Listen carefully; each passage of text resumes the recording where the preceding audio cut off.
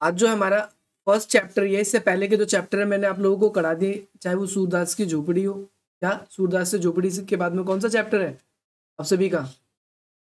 डिस्कोवर की माटी ये भी करा दिया है। और ये आपका जो अंतराल बुक है उसका थर्ड लेसन है, जिसमें हम बात करने वाले हैं अपना मालवा खाऊ झाड़ू सभ्यता। सबसे पहले इसकी बात करेंगे। सबसे पहला क्वेश्चन जो है वो आपका ये है कि मालवा में जब सब जगह बरसात की झड़ी लग जाती है, यानी जब बरसात होती है, बरसात होती ही रहती है, तब मालवा में जनजीवन किस प्रकार का हो जाता है, या मालवा के इलाकों में किस प्रकार का माहौल हो जाता है बरसात के बाद, ये क्वेश्चन है।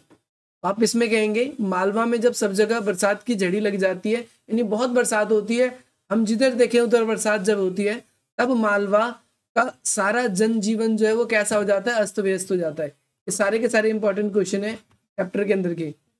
ये वहां का जो पूरा का पूरा मालवा का जो इलाका है, वहां का जनजीवन अस्त व्यस्त हो जाता है। अस्त व्यस्त होने का मतलब है कि लोगों को तरह तरह की परेशानी होने लगती है। बरसात का पानी घर में घुस आता है। इस बात से हमें ये भी पता चलता है कि बरसात जो है बहुत ज्यादा होती है। तब कुएं, इसके अलावा आपका बावड़ी और जो तालाब या तलैया है वो पानी से लबालब भर जाते हैं, यानी इतना ज्यादा बरसात होती है कि कुएं वगैरह भी भर जाते हैं। साथ ही जो नदी है वो नदी नाले जो है उफान होने लगता है, यानी काफी तेजी से पानी प्रवाहित होता है, उसमें काफी तेजी से जल प्रवाहित होता है। और फसलें भी कुछ ऐसी होती है जो लहराने लगती हैं। देखो फसलों पे दो तरीके के प्रभाव है, एक तो अच्छे प्रभाव है और एक बुरे प्रभाव है। इसके अलावा ये भी बताया गया है कि गांव की जो है विपुलता का पता चलता है, विपुलता का पता चलता है। गांव में लोग बहुत आनंदित भी हो जाते हैं। इसके अलावा मालवा में जब बारिश ज्यादा होती है तो जनजीवन प्रभावित होने लगता है। वहां के कुछ लोग ऐसे हैं जो समृद्धि लाने का कार्य करते हैं, यानी फसल जिन लोगों की अच्छी हो जाती है उनके लिए तो समृद्धि आती है, लेकिन जिनके घर गिरने लगते हैं या घरों में पानी आने लगता है तो वहां पर उन लोगों के लिए बरसात जो है वो ठीक नहीं होती।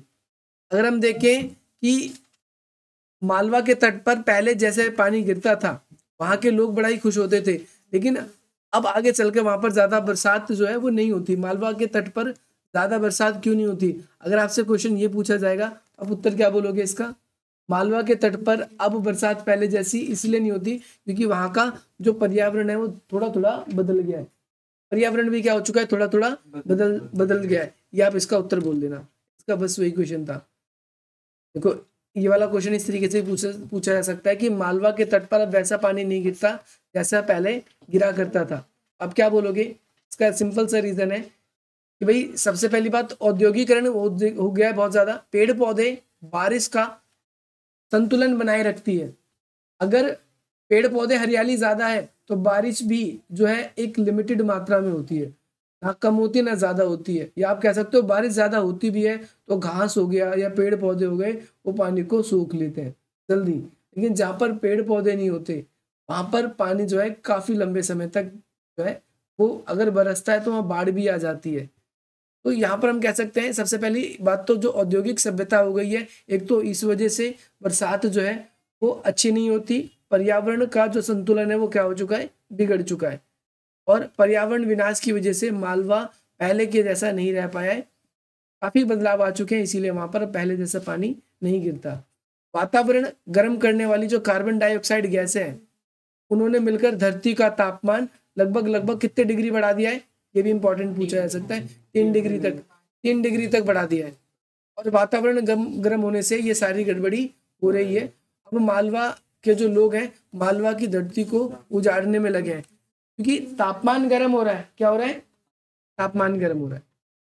ये क्वेश्चन ये भी इंपॉर्टेंट है। जब मैंने चैप्टर पढ़ाया था आपको बताया था कि हमारे जो आज के इंजीनियर है वो ऐसा क्यों समझते हैं कि वो पानी के प्रबंधन में, यानी पानी प्रबंधन मतलब पानी को बचाने के विषय में जो है पहले जमाने के लोगों से ज्यादा जानते हैं। पहले के जो लोग थे वो कुछ नहीं जानते थे। आज के जो इंजीनियर हैं वो अपने आप को बहुत चतुर मानते हैं, बुद्धिमान मानते हैं। और उनका ये कहना है कि पहले जमाने के जो लोग हैं वो ज्यादा कुछ नहीं जानते थे क्योंकि आज इनके पास में तरह तरह के यंत्र हैं, जिन यंत्रों की सहायता से वो बारिश कब आने वाली है, ज्यादा बारिश आएगी कम, उसका अंदाजा लग जाता है। तो उन्हें ऐसा लगता है कि भाई उन्हें अपने बारे में बहुत बड़ी गलतफहमी यह है कि उनके अनुसार पश्चिमी ज्ञान जो है वो भारत में, यानी रेनेसा के बाद से, बुक में बताया भी गया है, रेनेसा के बाद से, बुक रेनेसा का मतलब क्या होता है, पुनर्जागरण, पुनर्जागरण के बाद से जो है पश्चिमी शिक्षा, पश्चिमी जो संस्कृति है वो काफी ज्यादा बढ़ी है, और उसके बढ़ने से नए नए यंत्र आए, उन नए नए यंत्रों से उन्हें काफी चीजों का बोध हुआ है जो कि पहले लोगों को नहीं था। लेकिन ऐसा नहीं है, आप सभी को ध्यान रखना है कि पहले के जो लोग थे वो भी बरसात के बारे में काफी कुछ जानते थे। अब इस क्वेश्चन को आप और भी बड़ा करके लिखना चाहो तो आप और बड़ा करके भी लिख सकते हो कि जो पहले के लोग में आप विक्रमादित्य के बारे में बोल सकते हो, खोज के बारे में बोल सकते हो, और आप मुंज, इन सभी, ये पहले के लोग हैं जो पहले बरसात के बारे में, जिन्होंने अपनी अलग अलग थ्योरीज दी है या फिर बरसात के बारे में इन्होंने बताया था। तो जो पश्चिमी शिक्षा को अच्छा मानते हैं उन लोगों का कहना है जो पश्चिमी शिक्षा है वो ज्यादा अच्छी है क्योंकि उनमें ज्यादा यंत्र या ज्यादा चीजें, जिसकी वजह से पहले के जमाने में लोग क्या करते थे, कैसे पता चल जाता था कि धरती के नीचे कुआं होगा और पानी लंबे समय तक वहां पर उपलब्ध होगा। आज के लोगों के पास में हैंडपंप, समरसीवर, दुनिया भर की चीजें होती है, लोग खोद भी देते हैं लेकिन फिर भी पानी साफ नहीं निकलता, या फिर जिस हिसाब से कुएं में पहले निकल जाता। हम ये इस आधार से भी कह सकते हैं कि पहले के जो लोग थे पानी के विषय में आज के लोगों से ज्यादा जानते थे। ठीक है, हम अगर इसकी वितर्क में आंसर दे तो ऐसे कह सकते हैं। एक क्वेश्चन ये भी आएगा कि आज हमारी जो नदियां हैं वो धीरे धीरे गंदे नालों में कैसे बनती जा रही है। तो आज आप इसका उत्तर अपने मर्जी से भी लिख सकते हो कि उद्योगों में जितना भी अपशिष्ट निकलता है वो सारा का सारा अपशिष्ट कहाँ जाने लग रहा है, नदियों में प्रवाहित होने लगा है। इसके अलावा नदियों को व्यक्ति अपने पशुओं को नहलाते हैं, बहुत से लोग कपड़े भी धोते हैं, और बहुत से लोग क्या करते हैं, अपने घर का पूजा पाठ का या धार्मिक कारणों की वजह से भी लोग नदियों को प्रदूषित करते जा रहे हैं। सांस्कृतिक महत्व के कारण भी हो रहा है। तो इस वजह से आजकल जो जो नदियां हैं वो किस में परिवर्तित होती जा रही है, गंदे नाले में परिवर्तित हो जा रही है। एक क्वेश्चन ये भी इंपॉर्टेंट है आप सभी के लिए, जिसमें पूछा जा सकता है कि आपको ऐसा क्यों लगता है कि हम आज जो विकास की औद्योगिक जिसे सभ्यता कहते हैं वह उजाड़ की सभ्यता है। आप सबको पता है विकास का मतलब आजकल लोग सोचते हैं कि वहां पर बड़ी बिल्डिंग बन जाए, इंडस्ट्रीज ज्यादा हो जाए, मॉल्स बन जाए, या फिर शॉपिंग कॉम्प्लेक्स बन जाए, मेट्रो आ जाए, हम विकास इसको मान रहे हैं। लेकिन एक्चुअल में ऐसा नहीं है। विकास, औद्योगिक विकास जो है इसको उजाड़ की अपसभ्यता इसलिए कहा गया है क्योंकि जो लोग पहले से उन इलाकों में रहते हैं जहां पर ये विकास के कार्यक्रम चलाए जा रहे हैं, वहां पर से लोगों को विस्थापित किया जाता है, वहां से लोगों की संस्कृति छिन जाती है। इस वजह से हम ये कह सकते हैं कि जो ये औद्योगिक सभ्यता है ये उजाड़ की अपसभ्यता है, यानी जो पहले की सभ्यता थी उसको भी ये बिल्कुल खत्म करती जा रही है। लेखक ऐसा इसलिए कहता है क्योंकि हमें एक गलतफहमी का शिकार हो रहे हैं कि जिसे हम विकास की औद्योगिक सभ्यता समझने का भ्रम पाले हुए वे वास्तव में विकास ना होकर उजाड़ की ओर ले जा रही है। ये अपसभ्यता है, पश्चिमी दृष्टिकोण से अपनाई जा रही सभ्यता जो है, ये पश्चिमीकरण को बढ़ावा दिया जा रहा है, आप ये कह सकते हो। साथ ही साथ, और अगर हम ऐसी सभ्यता के विकास को मानेंगे तो ये हमें पूरी तरीके से क्या कर देगी, उजाड़ देगी, या फिर हमें पूरी तरीके से हमारी जो प्राकृतिक पर्यावरण है, हमारे चारों तरफ का जो वातावरण है, संस्कृति है, इन सब को ही वो बर्बाद कर देने वाली क्या है, सभ्यता है। इसमें व्यक्ति की संस्कृति, जाति, पहचान वो भी नष्ट हो रही है और प्रकृति तो नष्ट हो ही रहा है। इसने पर्यावरण में क्या पैदा कर दिया है, असंतुलन पैदा कर दिया है, मौसम चक्र बिगाड़ दिया है। मतलब आज से अगर 2 हफ्ते पहले की बात करें तो कितनी ठंड थी, अब 2 हफ्ते बाद देखो अब मौसम गर्म, हम धूप में नहीं बैठ पा रहे। तो इसने मौसम का चक्र बिगाड़ दिया आज के जमाने में, जो औद्योगिकरण की वजह से। और ये क्या है, यूरोप और अमेरिका की तरह खाऊ उजाड़ू सभ्यता हो चुकी है,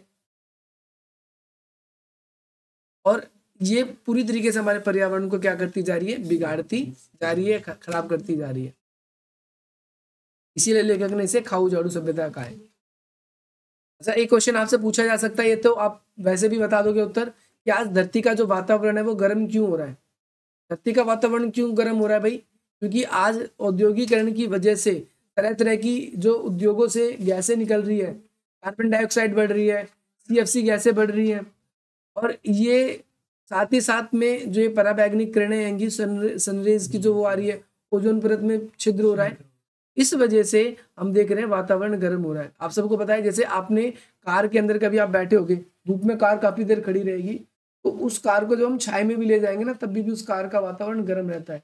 ओजोन परत कुछ इसी प्रकार से काम करती है। जब दिन के समय सूर्य की किरणें आती है तो रात के समय हमारा तापमान गर्म ही रहता है सूर्य की किरणों की वजह से, नहीं तो रात के टाइम इतनी ठंड हो जाएगी, पूरी बर्फ जम जाएगी। तो हमारा आज जो तापमान होना चाहिए धरती का, लेकिन उससे 3 डिग्री, देखो आपकी बुक में भी बताया गया है, 3 डिग्री औसतन तापमान बढ़ चुका है पहले की तुलना, और उससे तरह तरह की समस्याएं उत्पन्न हो रही है। आपसे लॉजिकली भी क्वेश्चन पूछा जा सकता है कि वातावरण गर्म हो रहा है, उससे ठंडा करने के लिए क्या क्या कर सकते हैं हम, या गर्म वातावरण क्यों हो रहा है उसके कारण बताइए, उसे रोकने के उपाय बताइए, से भी पूछा जा सकता है। गर्म क्यों हो रहा है और इसमें अमेरिका और यूरोप की क्या भूमिका, ये क्वेश्चन में पूछा गया है। तो आज धरती का वातावरण इसलिए गर्म हो रहा है क्योंकि कार्बन डाइऑक्साइड गैसें मिलकर धरती के तापमान को 3 डिग्री सेल्सियस इसने क्या कर दिया, बढ़ा दिया है। यूरोप और अमेरिका की इसमें बड़ी भूमिका है, क्योंकि कार्बन डाइऑक्साइड आज भी देखें तो सबसे ज्यादा यूरोप और अमेरिका या साथ ही साथ विकसित देशों में ही ज्यादा इसका प्रोड्यूस किया जा रहा है, इसको निकाला जा रहा है। अमेरिका इसे रोकने के लिए तैयार नहीं है, अमेरिका का कोई भी देश इसे रोकने के लिए तैयार नहीं है, और वह इस बात को मानना भी नहीं चाहते कि धरती का वातावरण करने में उनका ही मेन रोल है, और वातावरण गर्म होने से पर्यावरण में गड़बड़ी हो रही है, उनका ऐसा कुछ भी उनका एक ही मतलब है, विकास करो, अधिक से अधिक पैसे कमाओ, बस यही चीज है। इसीलिए जो है विश्व का तापमान जो है वो गर्म हो रहा है। अब हम बात करेंगे किसके बारे में, कुटुज के बारे में। भाई ये क्वेश्चन से थे आपके इसके इंपॉर्टेंट, ये क्वेश्चन आप कर लेना कुटुज के बारे में। देखो कुटुज है क्या, पहली बात तो मेरे को आप ये बताओ, कुटुज किसे क्यों कहते हैं। कुटुज क्या है, एक जंगली पौधा, मैंने आप लोगों को पढ़ाया भी था कि भाई ये कहाँ पर उगता है। आपसे दूसरा क्वेश्चन में पूछता हूँ, हिमालय की, और वो ऐसे जगह पर जहाँ पर पत्थर, जहाँ पर जल उपलब्ध नहीं हो पाता ढंग से, क्योंकि हिमालय के पास में जल क्यों नहीं उपलब्ध हो पाता, कोई बताएगा। ऊंचाई बढ़ने से तापमान कम होता है, और तापमान कम होने की वजह से क्या हो जाता है, जल जो होता है वहाँ, देखो पहाड़ों पे तो जल टिकेगा नहीं, टिकेगा एक ही रूप में जो बर्फ के फॉर्म में होगा, नहीं तो वो टिकेगा नहीं पानी वहां पर। लेकिन तब भी वहां पर कोई भी पौधा, कोई भी पुष्प है उगने के लिए मेन क्या चाहिए होता है, मिट्टी, लेकिन वहां पर नहीं है। फिर भी वो पहाड़ पर्वत को चीरते हुए उस जगह पर पौधा निकलता है। तो ये कुटुज हमें क्या सीख देता है, क्वेश्चन ये भी आता है। देखो कुटुज को गाड़े का साथी क्यों कहा गया है, कोई बताएगा मुझे गाड़े का साथी क्यों कहा गया है। इसे गाड़े का साथी इसलिए कहा गया है क्योंकि यह मुसीबत में काम आया। मुसीबत में काम क्यों आया, आपको एक कारण ये भी बताओ। देखो कालिदास ने आषाढ़ मास में प्रथम दिन जब जो है यश को रामगिरी पर्वत पर जो पूजा करने के लिए, अगर हम मेन बात करें तो जब वहां पर वो गए तो वहां पर कोई ताजे फूल नहीं दिख रहे थे, लेकिन ये जो कुटुज का जो पौधा है वो एक फूल की तरह ही यूज हुआ, और कुटुज के जो फूल थे उसी से ही क्या दिया गया था, आपका अंजलि देकर संतोष करना पड़ा। इससे आज के जमाने में आप पूजा करते हो, आपको तरह तरह के, कोई गुलाब है, कोई गेंदा है, तरह तरह के फूल मिल जाते हैं, एक नहीं तो दूसरा चढ़ा देते हैं, लेकिन वहां पर पहाड़ पर केवल यही फूल था, और इसी से संतोष करना पड़ा। साथ ही साथ में देखो उसमें लिखा है उसे चंपक, है ना, बकूत, आपका नीलो कप्ल, और साथ ही मल्लिका, अरविंद के फूल भी नहीं मिले। ये फूलों के कुछ नाम है, आपसे पूछ सकता है एमसीक्यू में, ये नहीं मिले, तो उसने क्या किया, कुटुज को ही फूल के रूप में या उसके पौधे फूल को ही यूज कर लिया, और इसी से क्या कर दिया गया, वहां पर अर्धे दे दिया गया। तो ये इस प्रकार से हम कह सकते हैं गाड़े का साथी बना। यानी मुश्किल समय में गाड़े का साथी का मतलब क्या है, जब कुछ नहीं था तो इसी को ही उपयोग में आया।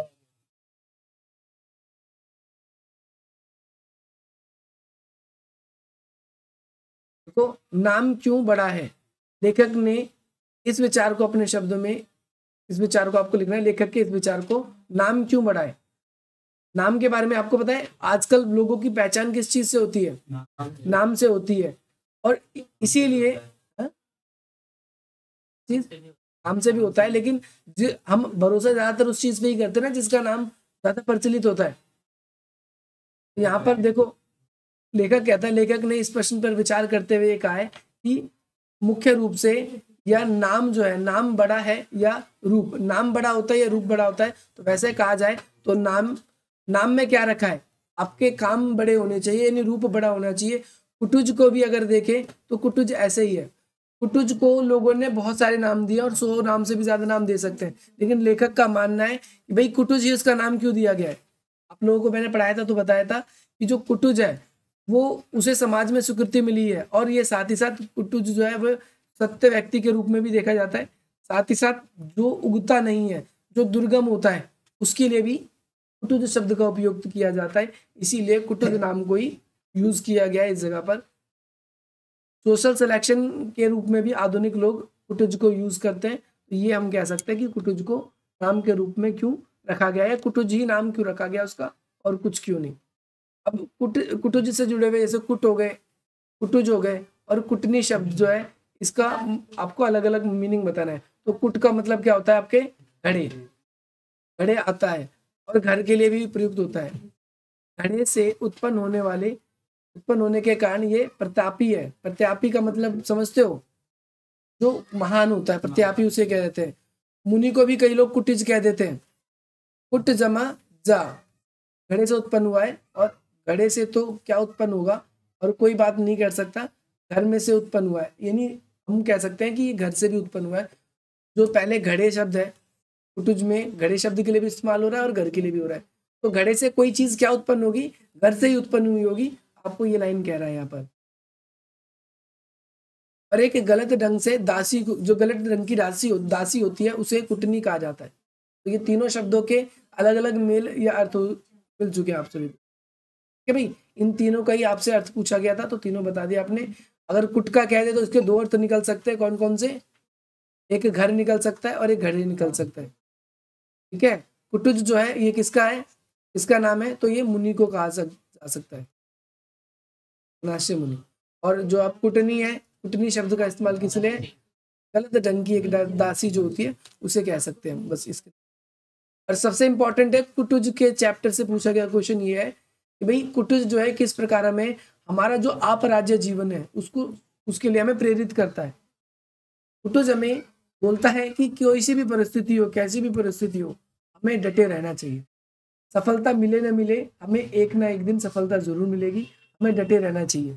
तो कुटुज जो है अपराज्य है, यानी जो हमें हार ना मानने वाली जीवन की शक्ति का एक उदाहरण मिलता है इससे। यह नाम और रूप दोनों में ही अपराज्य है, अपराज्य शक्ति की घोषणा करता है। कुटुज की शोभा जो है वो मादक है, और इसे जीवन शक्ति का पता चलता है। इसके चारों ओर जो है देखो, कुटुज ऐसे जगह पर सरवाइव करता है जहां पर एक पौधा तक नहीं उगता, लेकिन तब भी यह ऐसी मृदु जलवायु, जो वहां पर एक पौधा तक नहीं उगता उस जगह पर, ऐसी जगह पर ये उगता है। तो ये कठोर इलाके में, या फिर हम कह सकते हैं कठोर जो वातावरण है, जल का स्रोत भी नहीं होता, तब भी पहाड़ों को चीरता हुआ ये पौधा, उसकी जड़ें काफी गहराई तक जाती है और अपने आप को उबार लेता है, निकल जाता है, पौधा उग जाता है, फूल उग जाता है कुटुज का। तो ये हमें बताता है कि जीवन में हमें इसी प्रकार से साहस बनाए रखना चाहिए, कभी हार नहीं माननी चाहिए, एक ना एक दिन जो है सफलता हमें मिलेगी। इसमें साथ साथ ये बताया गया कि जब ये पर्वतों पे उगता है तो पर्वत भी इसे देखकर ईर्ष्या करते हैं, ईर्ष्या क्यों करते हैं, पर्वतों को भी जलन होती है। ये ऐसी जगह पर जहां कोई सरवाइव नहीं कर सकता, यहाँ पर ये सरवाइव करता है।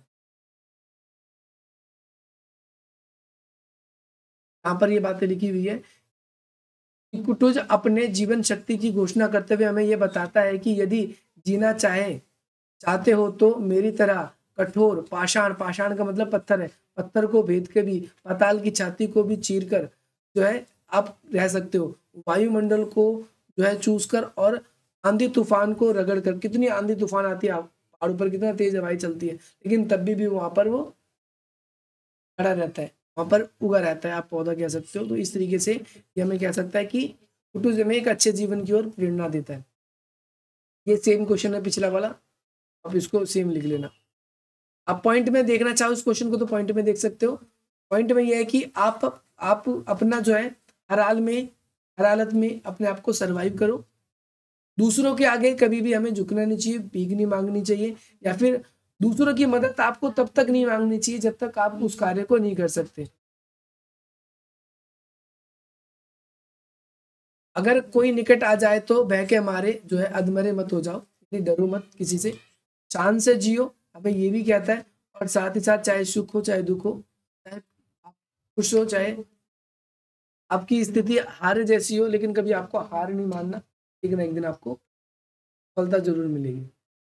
एक ये क्वेश्चन भी इंपॉर्टेंट है, कुटुज क्या केवल जी रहा है? लेखक इस प्रश्न को मानव की किन कमजोरियों को दिखाता है? जैसे आज का मानव जो होता है वो कहता है मेरे पास संसाधन नहीं है, मेरे पास किताबें नहीं है पढ़ने के लिए, हमारे पास इंटरनेट नहीं है या और कोई साधन नहीं है। तो मानव आज के ज़माने में अलग अलग तरीके का है और उसके पास बहुत सारी समस्या है, लेकिन वो उन समस्याओं को आधार बनाकर कुछ करना नहीं चाहता जीवन में। तो ये कह रहा है कि कुटुज केवल क्या जी रहा है? कुटुज का यहाँ पर मतलब ह्यूमन से क्या आज का मानव केवल जी रहा है? मानव की किन कमजोरियों को इसमें उजागर किया गया है? तो कुटुज केवल क्या जी रहा है, इसमें लेखक कई सारे प्रश्न को उठाता है और अनेक मानवीय कमजोरियों पर टिप्पणी की है उसने। कुटुज केवल जीता नहीं बल्कि शान से और स्वाभिमान से जीता है। केवल जीने से हमें ऐसा लगेगा कि वो बस उसकी सांसें चल रही है या फिर वो कुछ जीवन में आगे करना नहीं चाहता, लेकिन हमें कुटुज क्या करता है कि ऐसी प्रेरणा देता है जो हमें कोई भी कार्य कैसी भी परिस्थिति हो उसे और आगे बढ़ने के लिए और आगे बढ़ाने के लिए हमें प्रेरणा देता है। तो लिखा हुआ है विश्वासपूर्ण जीवन जीने की बात करता है, साथ ही साथ जो है वास्तविकता और इसके उसके उल्टे हैं। हमें दृढ़ होकर बिल्कुल जीवन जीना चाहिए। मानव स्वभाव कैसा होना चाहिए? कभी कमजोर नहीं पड़ना चाहिए, व्यक्ति कभी भी किसी के आगे विवश नहीं होना चाहिए। ये जो पीछे के जो 3-4 पॉइंट है ये सबसे इंपॉर्टेंट है। इसी 3-4 पॉइंट से सारे के सारे क्वेश्चन जो है वो आपके इसमें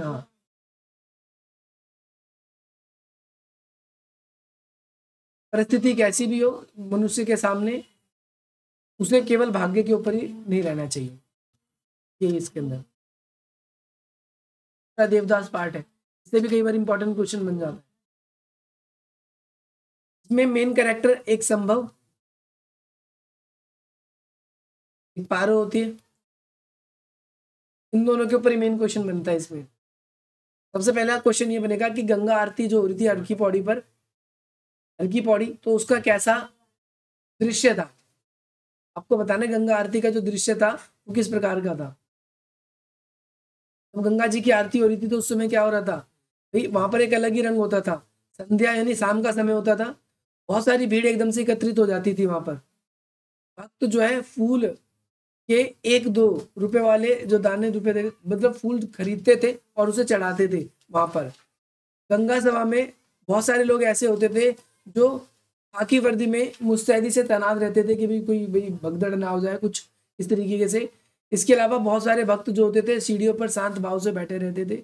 आरती शुरू होने के बाद में चारों ओर जो हलचल मच जाती थी, मंत्रों का उच्चारण होने लगता था, लोगों की भीड़ जम जाती थी, तरह तरह की जो अगरबत्ती फूल की खुशबू आने लगती थी वहां पर, है ना।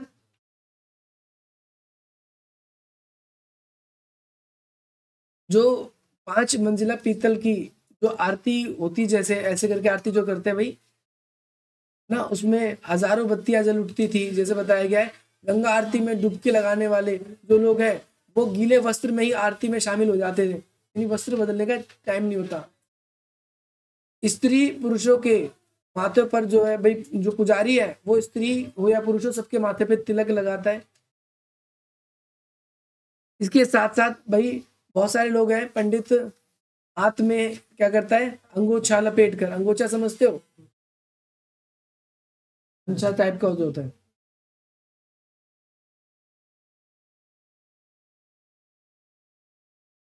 गीला करके लपेटते हैं। और साथ ही साथ में गंगा पुत्र किसको कहा गया कि क्वेश्चन भी आता है। बहुत सारे मत गोताखोर जो होते हैं वो जो लोगों के द्वारा चढ़ा हुआ पैसा नारियल ये सब दिया जाता है ना, तो उसे उठा लेते हैं। ये इसका दृश्य होता था पूरा का पूरा, बस इतना ही। एक क्वेश्चन ये आएगा गंगा पुत्र, यानी आपको पता है गोताखोर जो होते हैं उनके लिए गंगा मैया ही जीविका का साधन क्यों? क्योंकि जो लोग भी जैसे गोताखोर जो होते हैं, गोताखोर ये बिल्कुल डरते नहीं है गंगा पुत्र इसलिए इसीलिए कहा गया है, कोई सामान्य से व्यक्ति अगर गंगा नदी में कूदेगा ना ऐसे आने के लिए तो वो बह जाएगा, डूब जाएगा। लेकिन ये लोग क्या करते हैं, अपनी जान की बाजी लगाकर कूद जाते हैं। और देखो लिखा भी हुआ है कि फूलों के ना जो हम फूल के अंदर ही बांध कर जो पैसे वगैरह लोग चढ़ाकर फेंकते हैं गंगा के अंदर अर्पित करते हैं, तो वो अपने मुंह में दबाकर उसे बाहर निकाल लेते हैं कि हाथ में तो कर नहीं सकते, तैर नहीं पाएंगे, तो पानी का भाव ज्यादा होता है ना। जैसे ही कोई भक्त जो है दोनों मतलब पानी में जैसे कुछ फेंकता है, वैसे गंगा पुत्र क्या करते हैं, उसे लपक लेते हैं और ले लेते हैं, और उनकी जीविका का वही साधन है। कई बार वो डूबते हुए लोगों को भी बचा लेते हैं, ऐसा भी होता है। आपकी बुक में ये भी बताया गया है। कई बार ऐसा भी होता है कि दिए वगैरह भी के साथ लोग छोड़ते हैं, तो दिए की जो लपटें होती हैं वो भी उनके लग जाती है, यानी आग वगैरह वो भी उनके लग जाती है। तो यही उनकी जीविका का साधन है, ध्यान रखना आप सभी को। और जो पैसे उनको मिलते हैं इन्हीं से जीविका चलाते हैं, चाहे वो वे 20-20 चक्कर भी लगाते हैं और उसी से भाई रोजी रोटी जो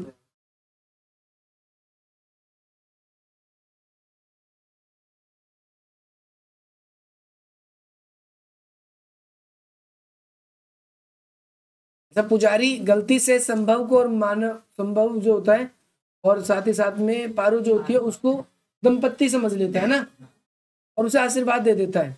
लेकिन उस समय जो लड़की होती है वो एकदम से पीछे हट जाती है ना।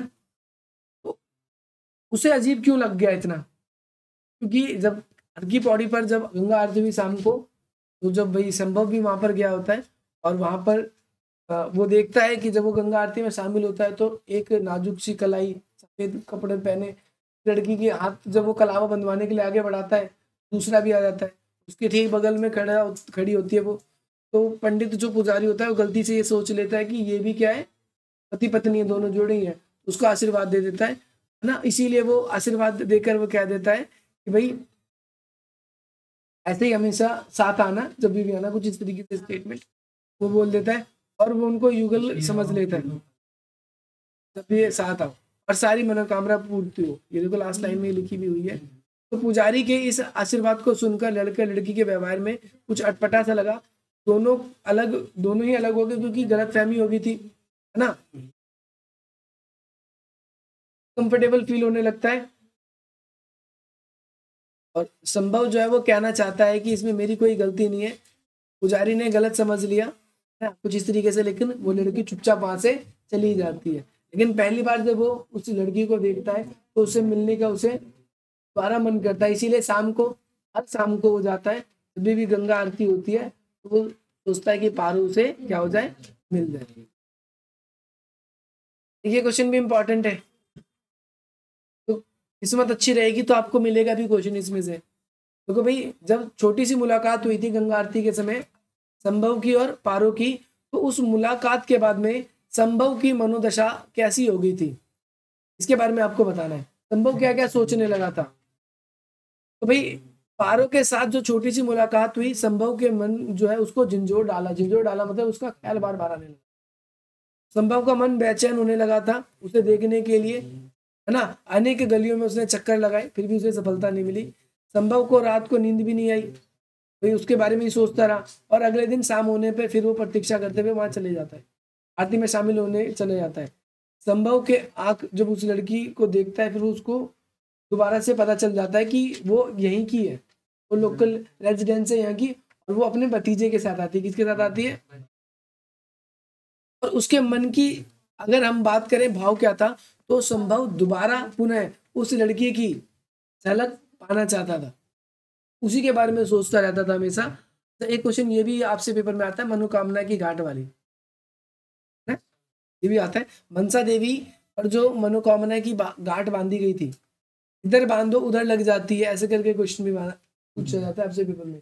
मनोकामना की घाट जो होती है वो अलग होती है, जहाँ इधर बांधो उधर लग जाती है। तो इसका मतलब यही था कि जो मनसा देवी पर मनोकामना की घाट किसने लगाई थी, कोई बताएगा मुझको।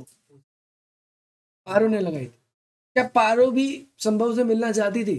तो बुक के अंदर तो भाई देखो आपका ऐसा मैंने देखा नहीं, लेकिन आपके जहां भी आंसर देखा जाता है वहां पर ऐसे लिखा जाता है कि पारो भी उससे मिलने के लिए विचलित थी। जितना संभव उससे मिलना चाहता था, वैसे पारो भी मिलना चाहती थी। ये भी संभावना बताई गई है, संभावना बताई गई है। और साथ ही साथ में जब उसने देखा कि जो मनसा देवी के मंदिर में जब उन्होंने मनोकामना की गांठ, तो थोड़ी देर में ही उसका जो भतीजा था वो वहां से खो जाता है, कहीं बाहर की तरफ चले जाता है, उसको ढूंढते ढूंढते, और फिर संभव को गलती से वो भतीजा उसका मिल जाता है, तो वो सामने से आ रही थी। तो इसी लाइन को देखने के बाद में, या इस समय की परिस्थिति को देखने के बाद में कहा जाता है कि मनोकामना की गांठ अद्भुत होती है, उधर बांधी मिलने के लिए और इधर संभव मिल गया, है ना भाई। देखो ये क्वेश्चन नंबर 7 पे दिया भी हुआ है। आपसे क्वेश्चन ये भी पूछा जा सकता है, जो दूसरा देवदास चैप्टर है आपका, ये इस चैप्टर का क्या नाम जो रखा गया है दूसरा देवदास, ये सही है या नहीं है? तो ये सही है, तो इसका क्वेश्चन याद रखना है आपको। दूसरा देवदास कहानी के शीर्षक, कहानी का जो नाम है दूसरा देवदास, इसकी सार्थकता बतानी है। सार्थकता का मतलब है उसका नाम जो रखा गया है वो सही है या नहीं। तो आप क्या बोलोगे, इसका नाम क्या बिल्कुल सही रखा गया, कोई दिक्कत नहीं। क्यों? क्योंकि इसके अंदर संभव नाम भी होता है, पारो भी होती है इसके अंदर, और साथ ही साथ में इसके अंदर दोनों के एक तो संयोजन की भी बात हुई है और दोनों के वियोजन की भी बात हुई, यानी दोनों अलग भी हुए और दोनों मिलने की भी बात हुई है। और साथ ही साथ में मन ही मन दोनों एक दूसरे को पसंद भी करने लगे थे, जैसा कि इस चैप्टर में बताया भी गया है। तो इस तरीके से हम कह सकते हैं कि दोनों की जो स्थिति थी वो एक दूसरे से पूरक ही थी। ये चैप्टर एक नया है जहां से कोई वापसी नहीं। पढ़ लिया होगा आप लोगों ने। देखो सबसे पहले अमजर से आप क्या समझते हो, पढ़ लिया आपने भाई, अमजर क्या थे? अमजर से हमसे ये समझते हैं, एक नंबर में पूछा जा सकता है, अमजर का मतलब होता है आमों का झरना। और आप सभी को पता है कि भाई ये अमजर जो है एक ऐसा गांव है जो वहाँ पर बहुत ज्यादा आम के पेड़ है, चारों तरफ आम के पेड़ ही है, आम के पेड़ों से ही पूरा का पूरा अमजर है घिरा हुआ है। और जब भी तेज हवाएं चलती है, आंधी आती है या फिर बारिश आती है, तो इस गांव में आम बहुत गिरने लगते हैं, इसीलिए इसे अमजर कहा जाता है। लेकिन अब गांव में इतने आम नहीं झड़ते, क्यों नहीं झड़ते, क्यों सूना पड़ गया है भाई ये?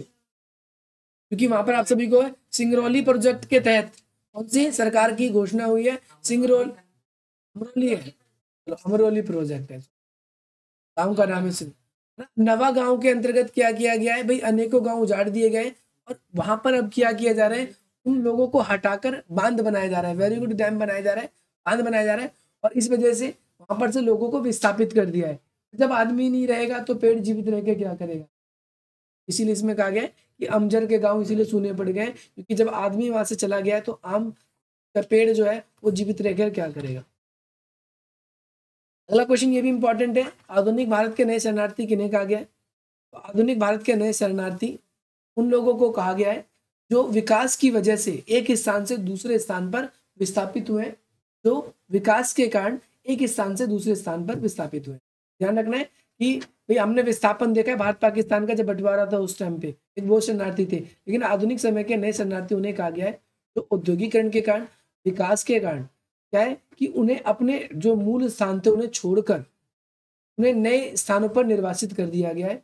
और ये बेसिकली विकास और प्रगति के कारण ही, इसीलिए ऐसे लोग जो विकास और औद्योगिकरण के कारण एक ही स्थान से दूसरे स्थान पर जाकर विस्थापित हुए हैं, ऐसे लोगों को आधुनिक भारत के नए शरणार्थी कहा गया है। और नए शरणार्थी इसलिए कहा गया है, पहली बात तो कि ये दोबारा कभी भी अपनी जगह पर नहीं जाएंगे, जो दोबारा कभी अपनी जगह पर नहीं जाएंगे। प्रकृति से जो विस्थापन होता है, देखो क्वेश्चन दिया भी होगा मैंने, अगला क्वेश्चन, प्राकृतिक विस्थापन और औद्योगिक विस्थापन में क्या अंतर है? तो प्राकृतिक विस्थापन वो होता है जब बाढ़ आ जाती है, सूखा पड़ जाता है, अकाल पड़ जाता है, उसकी वजह से एक निश्चित समय के लिए व्यक्ति अपने स्थान को, घर बार को छोड़कर कुछ समय के लिए बाहर जाकर बस जाता है। बाढ़ का प्रभाव खत्म हो गया, अकाल खत्म हो गया, तो दोबारा अपने क्षेत्र में लौट जाता है।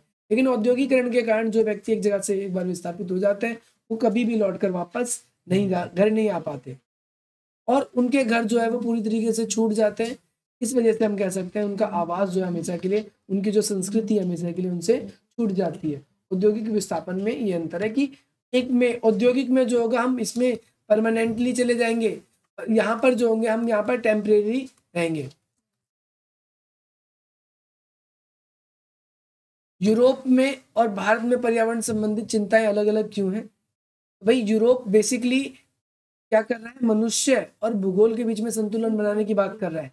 वही भारत की बात करते हैं तो भारत में मनुष्य और उसकी संस्कृति के बीच में संतुलन बनाने की बात हो रही है, क्योंकि भारत का जो संस्कृति जो कल्चर है वो पर्यावरण से काफी हद तक पूरक है। क्योंकि हमारे भारत में बहुत सारे त्यौहार ऐसे होते हैं जो मौसम के अकॉर्डिंग मनाए जाते हैं, चाहे वो फसल काटने को लेकर हो, चाहे वो सर्दी के जाने के लिए, चाहे वो मकर संक्रांति जो मनाई जाती है, अलग अलग होते हैं सर्दी को दूर भगाने के लिए, सर्दी जाने का उस दिन से निशान हो, हम कह सकते हैं हो जाता है। तो यहाँ पर यूरोप में पर्यावरण और भूगोल और मनुष्य के बीच में जो है संतुलन बनाने की बात हुई है, वही भारत के अंदर संस्कृति जो है, भारत की संस्कृति है उसको भी बचाने की। तो दोनों में इस प्रकार का अंतर, आप डायरेक्टली इसको इस तरीके से लिख सकते हो।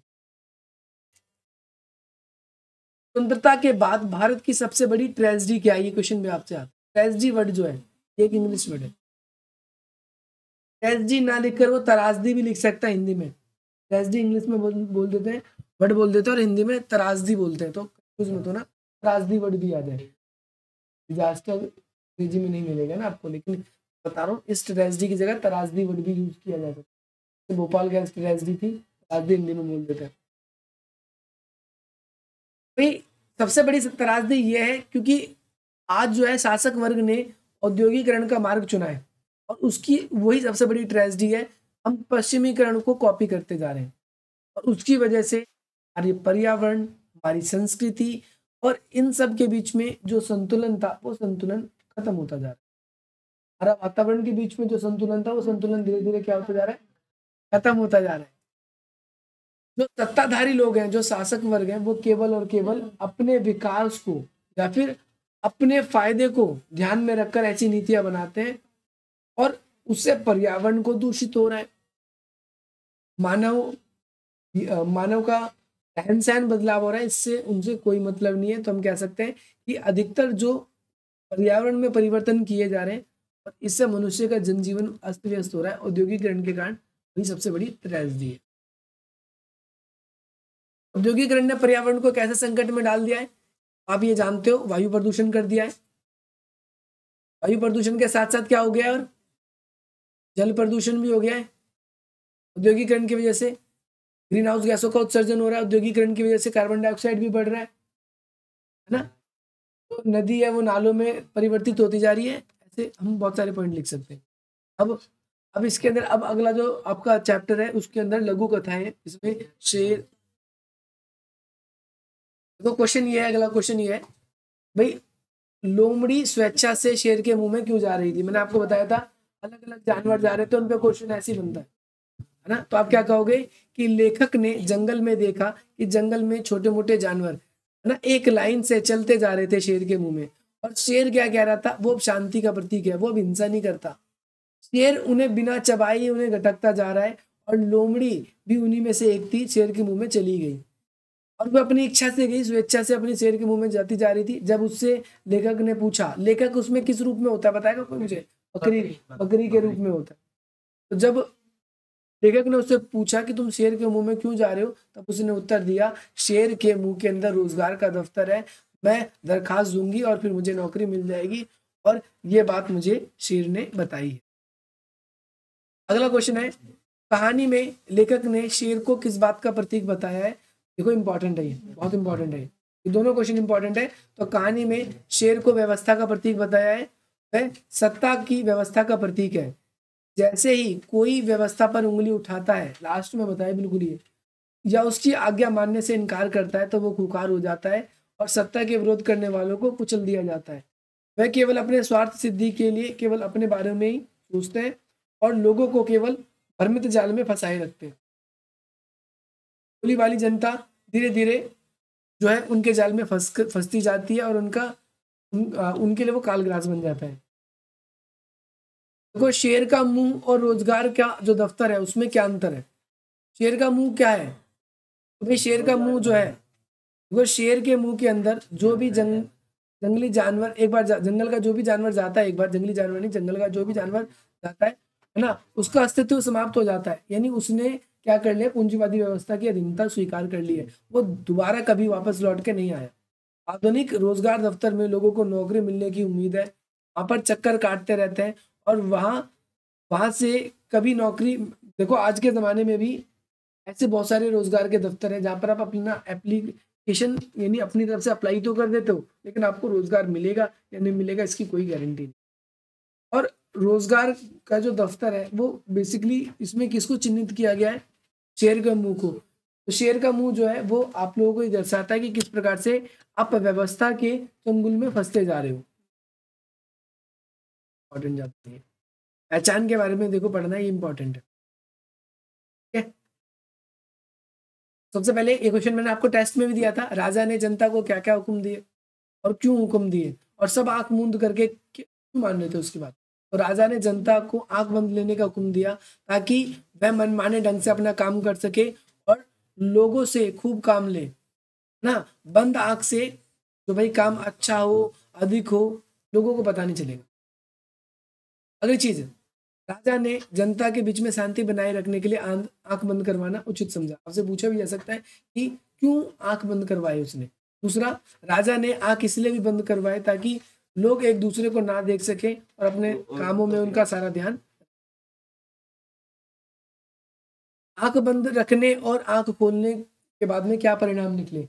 आंख जब बंद था तो उस समय हमने क्या देखा कि भाई आंख जब बंद थे तो हमसे बहुत ज्यादा काम लिया जा रहा था और हम ज्यादा उत्पादन कर रहे थे। उसके बाद में जो शासक वर्ग था, जो राजा था, वो बहुत ज्यादा ताकतवर हो गया और जब हमने आंख खोली तो हमारे पास इतना साहस भी नहीं रहा कि हम उस राजा को क्या कर सके, उसका विरोध कर सके। देखो यही लिखा है, टाइम कितना चल रहा है ये भी आप इसमें कह सकते। तो क्या है, बंद आंख रखने का परिणाम ये निकला कि पहले की तुलना में अधिक और अच्छा होने लगा, यानी उत्पादन जो था पहले की तुलना में अधिक और अच्छा होने लगा। इसका कारण ये था, लोग इधर उधर ना देखकर हर वक्त काम में जुटे रहते थे। आंख खोलकर देखने का परिणाम ये निकला कि अब राजा राजा के सिवाय कोई और किसी को कुछ दिखाई नहीं देता। अब वो अपनी शिकायत करे भी तो किससे, इसीलिए और और कोई भी उसके अंदर अपनी जो भी व्यवस्था है उसको विरोध नहीं कर सकता।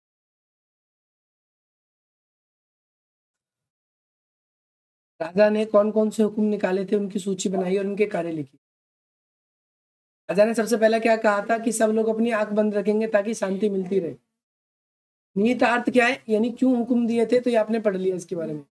दूसरा दिया कि भाई अपने कानों में जो शीशा है उसको पिघला हुआ शीशा डलवा ले ताकि सुनने की शक्ति समाप्त हो जाए और कोई भी बात सुनकर वो किसी बात का विरोध ना कर सके, साथ ही अपने काम में ही मस्त रहे। और क्या कहा, अपने होठ सिलवा ले, बोलने भी उत्पादन में क्या बनता है, बाधा बनता है। तीन ही ऑर्डर दिए थे और कोई भी ऑर्डर दिए थे, ये तीन ऑर्डर थे। ये क्वेश्चन भी सही है, मैंने आपको पढ़ाया था तभी बताया था। खैराती, रामू और छिद्दू ने जब आंख खोली तो उन्हें राजा ही क्यों दिखाई दिया। खैराती और रामू छिद्दू ने जब आम जनता की प्रतीक थी और साथ ही साथ ये कौन है, तीनों की तीनों आम जनता है। और जब भाई लोगों ने अपने मुंह सिलवा लिए, कान में शीशे डाल लिए, अभी आंख से उनको दिखता नहीं था, अंधा बना लिया, तो साथ ही साथ में उनको दिखा कि बहुत सारे लोग ऐसे थे जो अब सत्ता का या तो क्या क्या नहीं करते थे, विरोध नहीं कर पाते थे, या साथ ही साथ हम ये कह सकते हैं कि राजा जैसा चाहता था वैसे ही होता था। राजा बहुत अधिक ताकतवर दिखाई दिया उन्हें और बहुत से लोगों की मृत्यु भी हो गई थी, ऐसा भी था। चार हाथ के बारे में भाई, जो मालिक था वो चार हाथ क्यों लगवाना चाहता था और उसके क्या परिणाम निकले, ये बात कह सकते हो। तो सबसे पहले बड़े वैज्ञानिक की मोटी तनख्वाह पर नौकरी रखने के लिए ताकि शोध, भाई काफी बड़े वैज्ञानिकों को उसने नौकरी पर रखा और उन्हें काफी शोध करवाया कि भाई चार हाथ लगवाने हैं। भाई जो वैज्ञानिक थे उन्होंने काफी प्रयास भी किए लेकिन सारे प्रयास उनके असफल, चार हाथ नहीं लगा पाए वो। लेकिन राजा ने फिर ये कहा कि नहीं, अब हम खुद ही प्रयास करेंगे, अब हम खुद ही करेंगे। राजा ने ये काम खुद करना चाहा और फिर कई मजदूरों के जो हाथ फिट करवाने चाहे पर ऐसा नहीं कर सका। कई कई की मृत्यु भी हो गई, है ना। और अंत में उसको एक ही बात पता चलता है कि अगर मुझे उत्पादन बढ़ाना है मुझे तनख्वाह आधी करनी पड़ेगी और उसी आधी तनख्वाह से मैं क्या कर सकता हूँ, डबल मजदूर रख सकता हूँ। ठीक है, देखो एक क्वेश्चन ये है कि 4 हाथ ना लग पाने की स्थिति में मालिक को क्या समझ में आई। तो एक दिन जो है मिल मालिक के दिमाग में ख्याल आया कि अगर मजदूरों के 4 हाथ लग जाए तो उसकी बहुत ज़्यादा उत्पादन होगा, उसका मुनाफा भी ज़्यादा होगा, बढ़ जाएगा। और इसी काम को करने के लिए बड़े वैज्ञानिकों को मोटी तनख्वाह पर नौकरी पर रख लिया। कई सालों तक वही शोध हुआ, यानी खोज का कार्य हुआ, लेकिन ये काम असंभव था कि आदमी के 4 हाथ लग जाए। इससे मालिक क्या हो जाता है, नाराज हो जाता है और खुद ही उपाय ढूंढने लगता है। इसके बाद में उसने खुद ही मजदूरों के हाथ फिट करवाना चाहे, लेकिन उसमें वो असफल रहा। और उसने कौन कौन से तरह के हाथ लगवाने चाहे थे, लकड़ी के हाथ, परंतु यहाँ पर मजदूर जो है वो क्या हो जाते हैं, मर जाते हैं। अंत में उसने क्या किया, भाई मजदूरी मजदूरी आधी कर दी और मजदूर दुगने रख लिए ना। साजा के बारे में क्या समझ में भाई, तो देखो साजा के बारे में पढ़ेंगे भाई हम। देखो भाई इसमें साजा क्या होता है, खेती से संबंधित होती है ना। ये जो स्टोरी है किससे संबंधित है, खेती से संबंधित है। भाई किस किस ने, हाथी इसमें किस चीज का प्रतीक है, कोई मुझे बताएगा।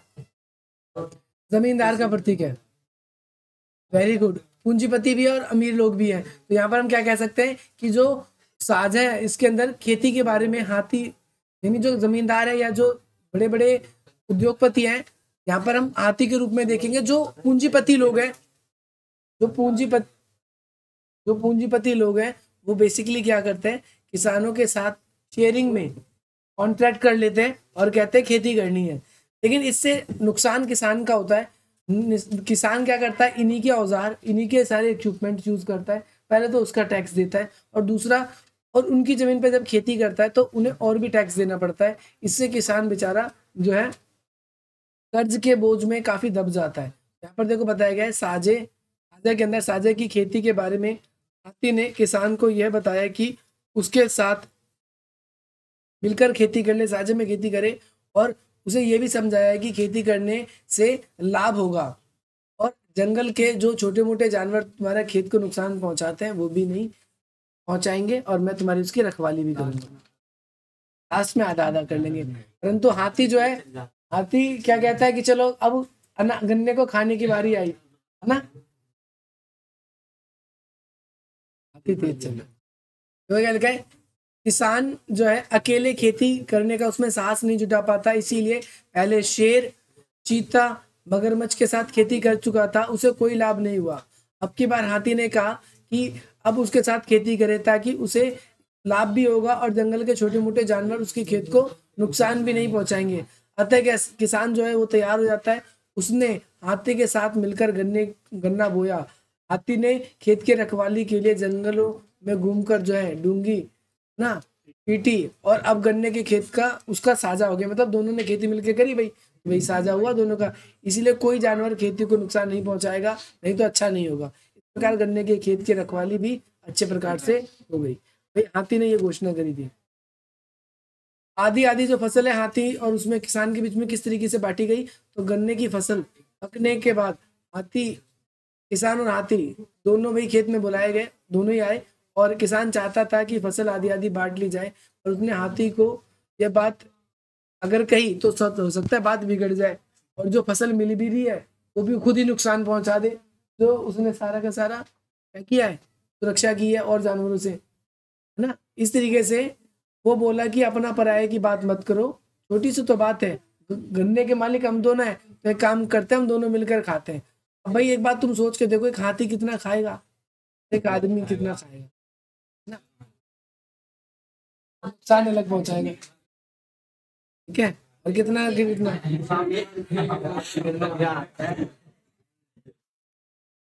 ये बात समझ में आया। अब जो आपका नया पार्ट स्टार्ट हो रहा है संवदिया, इसकी क्या क्या क्वेश्चन है इंपॉर्टेंट। सबसे पहले संवदिया की क्या क्या विशेषता है और गांव वाले संवदिया के मन में लेकर क्या धारणा रखते थे या उसको लेकर क्या सोचते थे। तो संवदिया की कई सारी विशेषताएं। सबसे पहले संवदिया का अर्थ भी इसकी विशेषता में याद आएगा ना। संवाद या जो संदेश है वो एक स्थान से वो दूसरे स्थान पर लेकर जाता है, और यह काम सब नहीं कर सकते क्योंकि ये पूरे हाव भाव में, पूरे एक्सप्रेशंस के साथ में अपनी बात को बताता है। जिस स्वर में, जिस ध्वनि में बोला जाता है उसका विशेष ध्यान रखता है। इसके साथ साथ संवदिया गुप्त समाचार को इस प्रकार ले जाता है ताकि पक्षी तक उसके बारे में पता नहीं लगा सकता। देखो खतरनाक बात लिखी। और इसके बाद में अगला, संवदिया को संवाद के प्रत्येक शब्द याद रखने पड़ते हैं, उसी भाव में उसको बताना पड़ता है। देखो नीचे लिखा भी हुआ है, संवदिया को उसी लहजे से, उसी स्वर में या सुर में उसे संवाद जो होता है वो सुनाना पड़ता है।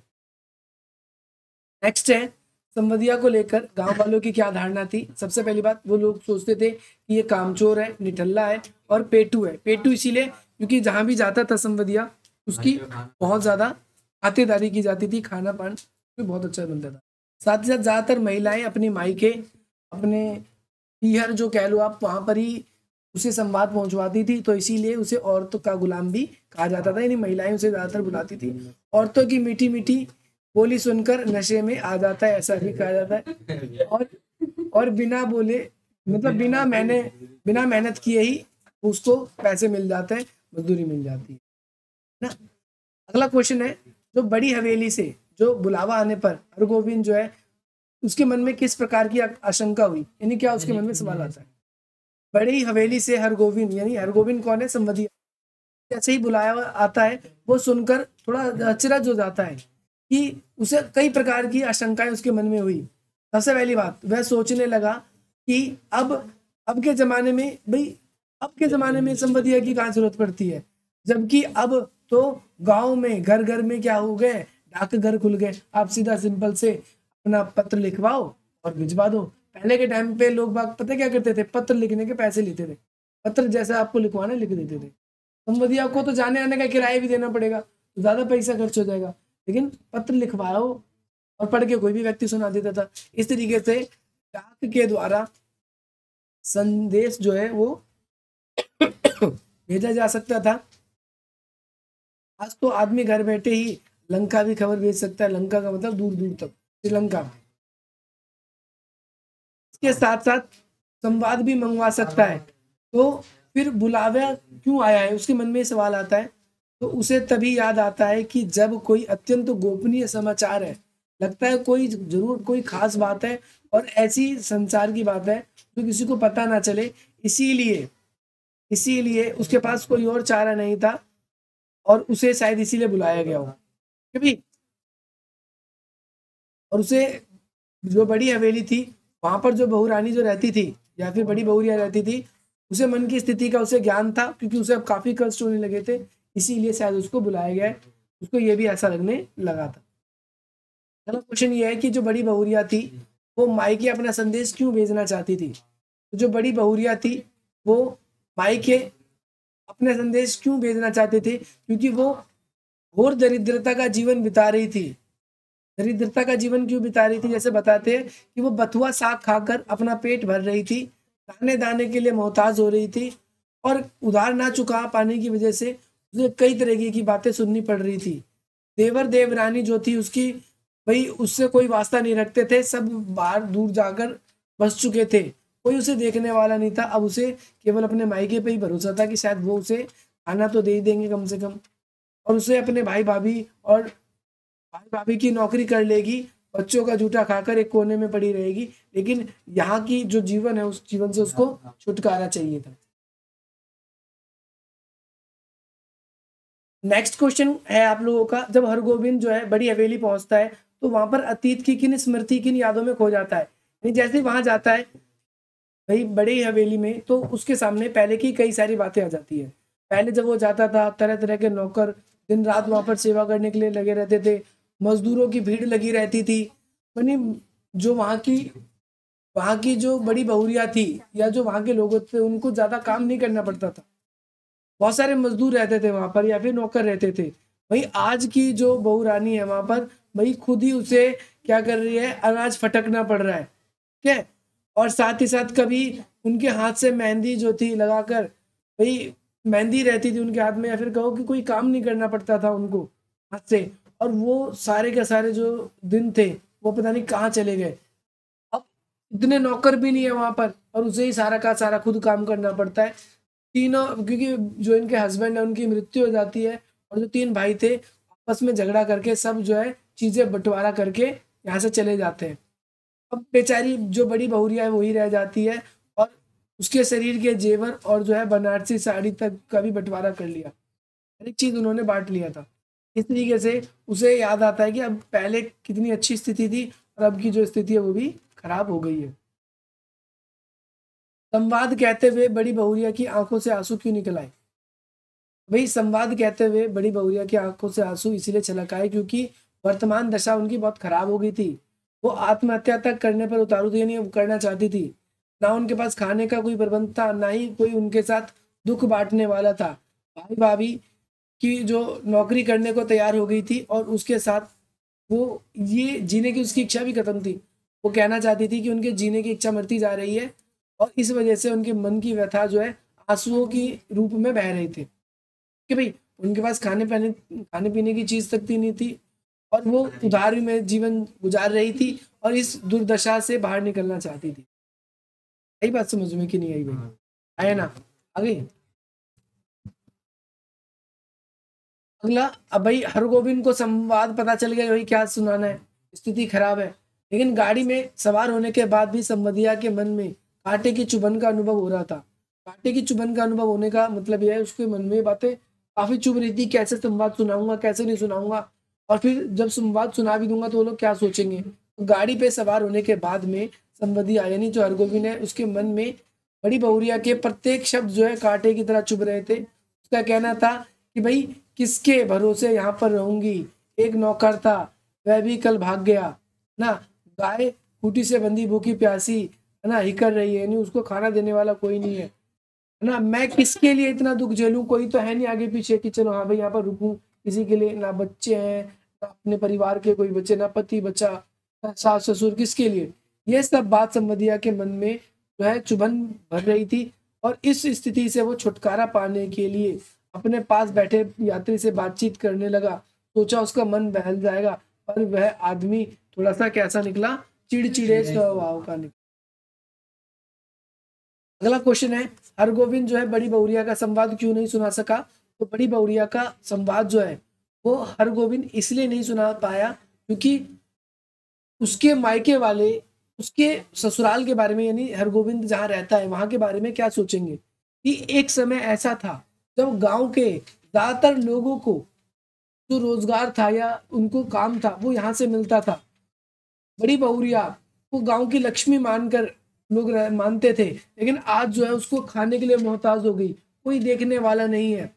और साथ ही साथ में उनके जाने के बाद में भाई वो जैसे उसके पति की मृत्यु हुई तो उसके बाद में उसकी स्थिति और खराब होती जा रही है। तो हरगोविंद ये सोचता है क्या कि वो क्या सोचेंगे हमारे गांव के बारे में, साथ ही साथ ये तो हमारे गांव की लक्ष्मी है, अगर ये गांव छोड़कर चली जाएगी तो वहां पर लोग जो और ज्यादा अनाथ की तरह हो जाएंगे। तो वो खुद ही सोचता है कि मैं खुद मेहनत मजदूरी करूंगा और मैं जो है बड़ी बहुरिया का संवाद नहीं सुनाऊंगा। वो सुना भी नहीं पाता है, बस ये बात बोल देता है कि हाँ बड़ी बहुरिया सही है, बिल्कुल ठीक है, अच्छी स्थिति में, बस ये कहकर चला जाता है वो, है ना। आपको ये भी पता होना चाहिए कि वो कहाँ पर गया था अपना संवाद सुनाने, किसी को याद है? जलालगढ़ गया था, ठीक है भाई।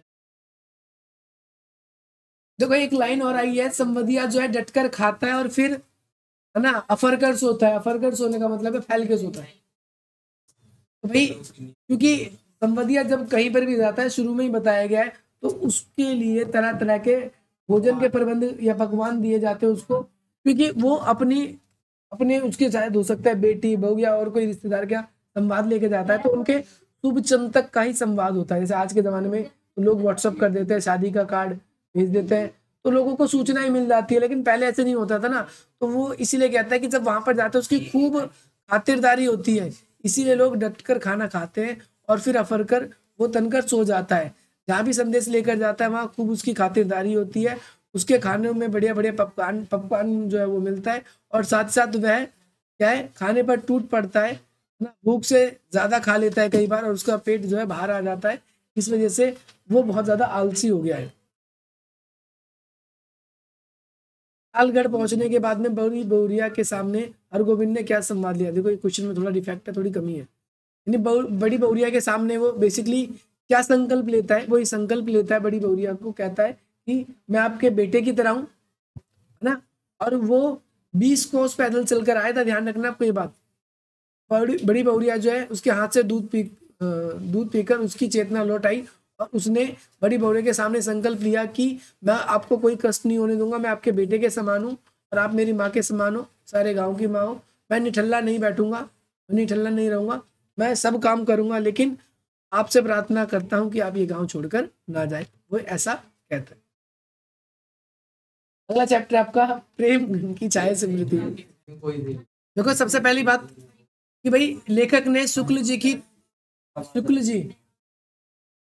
तो प्रश्न क्या आएगा आपसे? प्रश्न ऐसे भी आ सकता है, लेखक ने शुक्ल जी की किन किन विशेषताओं का वर्णन किया है। ठीक है भाई, आपको ध्यान रखना है। तो उनके जो पिता थे, यानी शुक्ल जी उनके पिता ही थे, और वो क्या थे? फारसी के अच्छे ज्ञाता थे, पुराने हिंदी जो साहित्य है उसके बड़े ही प्रेमी थे। पहली बात ये आपको याद रखनी है। दूसरी बात, उन्हें फारसी कवियों की उक्तियों को हिंदी में जो है कन्वर्ट करने में बड़ा आनंद आता था।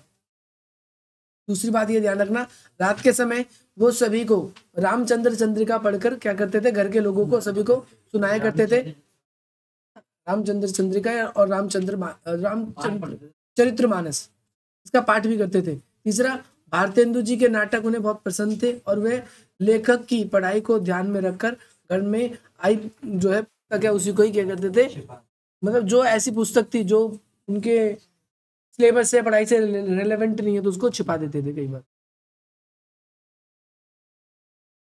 भारतेंदु जी को लेकर लेखक के बचपन में कौन कौन से भाव उत्पन्न हुए थे? क्वेश्चन ये भी अगला, भारतेंदु जी को लेकर बचपन में लेखक के मन में कौन कौन से भाव उत्पन्न हुए थे? तो आपको ध्यान रखना है भाई, भारतेंदु जी को लेकर लेखक जी वो ऐसा सोचते थे, जब वो केवल 8 वर्ष के ही थे, वो उनको लगता था कि सत्य हरिश्चंद्र जो है और राजा जो हरिश्चंद्र है वो दोनों एक ही हैं। हालांकि उनमें कोई भेद नहीं कर पाते थे, उनको लगता था एक ही है, परंतु ऐसा नहीं है।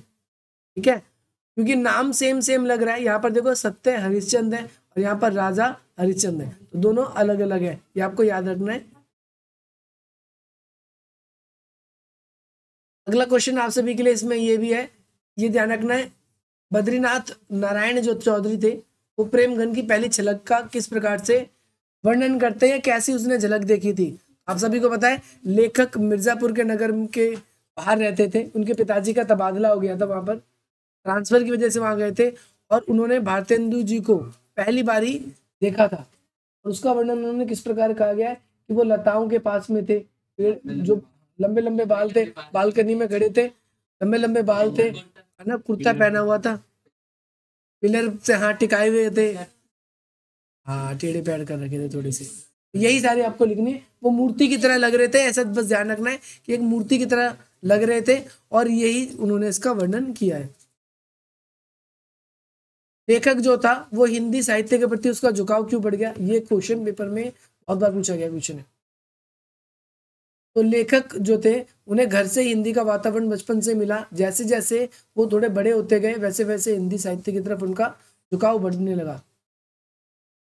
कि उनके पिताजी जो थे, आप सबने देखा कि हिंदी और फारसी की जो उक्तियां थी उनका आपस में ट्रांसलेशन करते थे या बदलाव करते थे, और साथ ही साथ में हिंदी की तरफ उनका रुझान इसलिए भी बढ़ा क्योंकि जो शाम का टाइम होता था, घर के सारे लोगों को इकट्ठा करके उसके पिताजी रामचंद्र चंद्रिका और रामचरितमानस पढ़कर सुनाया करते थे। जब वो हाई स्कूल में गए तो वहां पर भी उन्होंने क्या नाम है, हिंदी को एक विषय के रूप में चुना, और साथ ही साथ पंडित केदारनाथ जो थे उनकी लाइब्रेरी में जाते थे वो, और वहां से हिंदी भाषा की जो उनकी जो ग्रुप था, मित्र मंडली थी, निसंदेह ग्रुप भी बोलते थे उसे, और वो हिंदी भाषा को ही बोलते थे। हालांकि उर्दू भाषी लोगों के साथ वो रहते थे, लेकिन वो 16 वर्ष के जब हुए तो वो हिंदी प्रेमी जो साहित्य के लोग थे उनके साथ उनकी खास दोस्ती हो गई थी। इसके अलावा कुछ ऐसे प्रमुख कवि थे जैसे काशी प्रसाद जायसवाल, है ना, ये जो इनके मित्र मंडली में थे। नाम याद रखना है, पंडित उपाशंकर द्विवेदी, पंडित बद्रीनाथ गौड़ के साथ साथ भगवान दास। निसंदेह आप सभी को पता होना चाहिए, निसंदेह शब्द को लेकर लेखक को कौन बोलता था या कौन नहीं बोलता था। जिस जगह पर रहते थे, जिस कॉलोनी में रहते थे, वो ज्यादातर उर्दू भाषी लोग थे। वकील रहते थे, हाँ, मुख्तार रहते थे वहाँ पर और कोर्ट कचहरी में काम करने वाले लोग रहते थे अधिकतर, और वो सब उर्दू भाषा का ही उपयोग करते थे, लेकिन ये हिंदी भाषा का उपयोग करते थे। जो इनका ग्रुप था मीन वो बार बार निसंदेह निसंदेह शब्द का इस्तेमाल करते थे, इसीलिए इसे निसंदेह ग्रुप कह देते थे।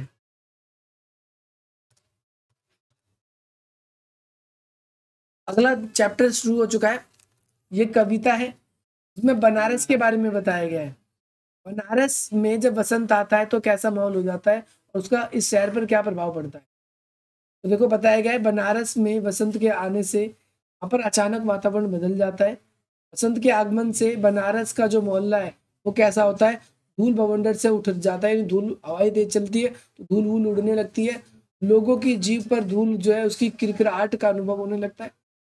आप चल रहे हो, हवा आ रही हो, एकदम से थोड़ी बहुत धूल मिट्टी मुंह के अंदर चली जाती है, वो किरकिराहट होने लगती है। यह वसंत उस वसंत से इस प्रकार भिन्न होता है जो वसंत के बारे में बड़ा माना जाता है कि बाहर नहीं आती, वसंत के साथ जुड़ी। तो गंगा के तट पे भी कुछ बातें बताई गई है। वसंत जो बनारस है वहाँ पर गंगा के तट पर मंदिर और घाट के किनारे जो भिखारी हैं उनके कटोरी भी वसंत में लबालब भर जाते हैं। क्यों भर जाते हैं भाई भिखारियों के कटोरे, उन्हें भीख ज्यादा मिलती है। खाली कटोरे का वसंत का उभरने निकलने का मतलब यह है कि उनके कटोरे जो है भीख से, यानी जो भिखारी है उनको मंदिर के किनारे जो बैठे हुए लोग हैं उन लोग उन पे पैसे डाल देते हैं और उनकी आंखों में और कटोरे में दोनों में चमक भर जाती है। क्योंकि आंखों में पैसों की चमक, कटोरे में पैसों की चमक, दोनों जगह पर। क्या भाई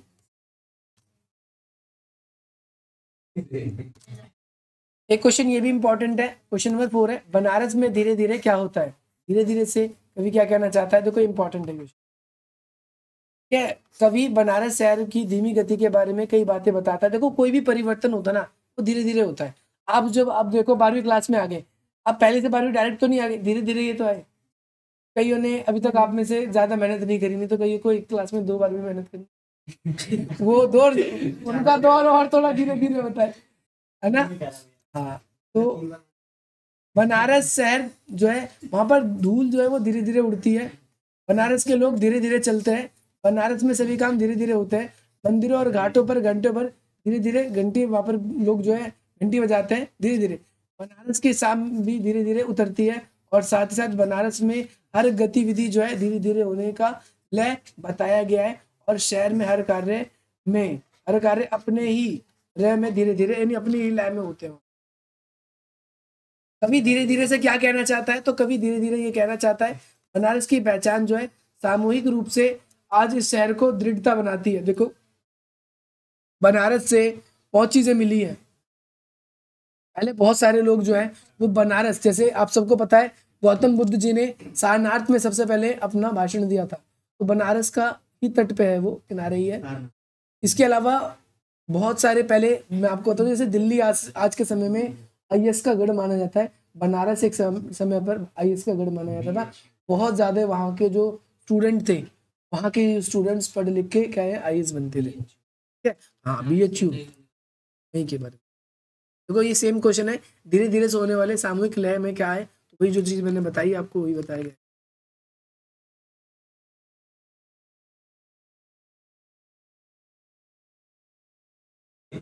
भरत राम का प्रेम भी है अभी तो।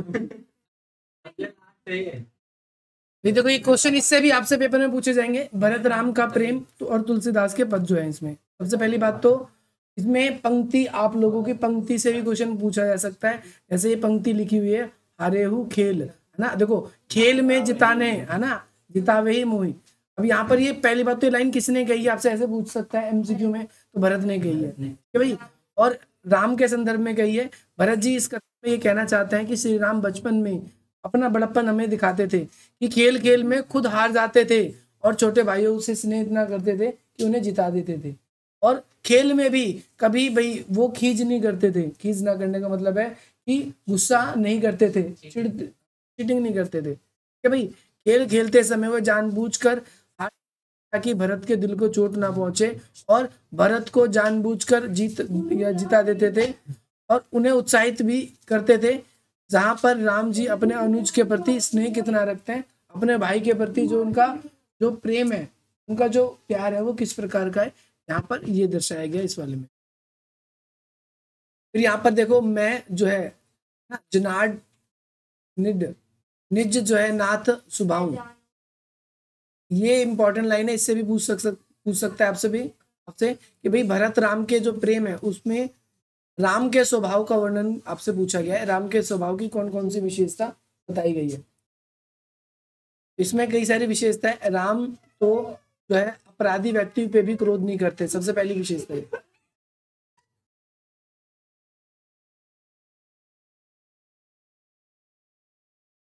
तो कभी आगे के बारे में देख लो, कोई बात नहीं। तो वो राम जी जो है वो अपराधियों पे भी गुस्सा नहीं करते, सामान्य व्यक्ति पे भी। भाई वो तो फिर भी भरत जी उनके भाई हैं। जब आप पता है 14 वर्ष के लिए वन गमन हुए थे, तो वो उसमें कहते हैं भाई राम जी जो है वो तो जो अपराधी उस पर भी क्रोध नहीं करते, फिर सामान्य व्यक्ति पर क्रोध करने का प्रश्न नहीं उठता, जो नॉर्मल पर्सन है। भरत पर उनकी विशेष कृपा रही है क्योंकि वो उसके अनुज रहे। अनुज का मतलब क्या होता है, छोटा भाई। साथ ही साथ राम तो खेल में भी कभी जो है क्या नहीं करते, खींच नहीं कर निकालते, यानी जो है आपका खुन्नस जो है आपका वो नहीं निकालते, और वे अपने अप्रसन्नता प्रकट नहीं करते, यानी कभी वो दुखी भी हो गए तो उसको प्रकट नहीं करते। बचपन से ही उनका क्या किया, हमेशा साथ दिया है, और वे कभी भी भरत का दिल नहीं दुखाते, खेल में भी खुद हारकर उसे जिता देते हैं। ये इंपॉर्टेंट लाइन है, ये भी इसमें भी यही बताया गया है।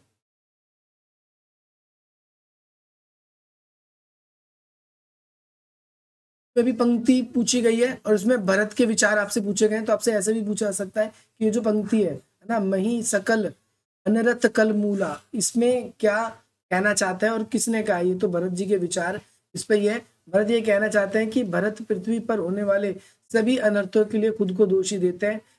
पृथ्वी पे जितने भी गलत कार्य हो रहे हैं, अनर्थ हो रहे हैं, वो सब भरत जी की वजह से हो रहे हैं, और वह खुद को ही अपराधी मानते हैं इसका, क्योंकि जो राम जी हैं उनका गमन वो वन में हो गया है, वो वन में क्या हो चुके हैं, जा चुके हैं। ठीक है, नहीं पढ़ाता हूँ मैं, बाकी आप लोग घर से पढ़ लें। ठीक है भाई।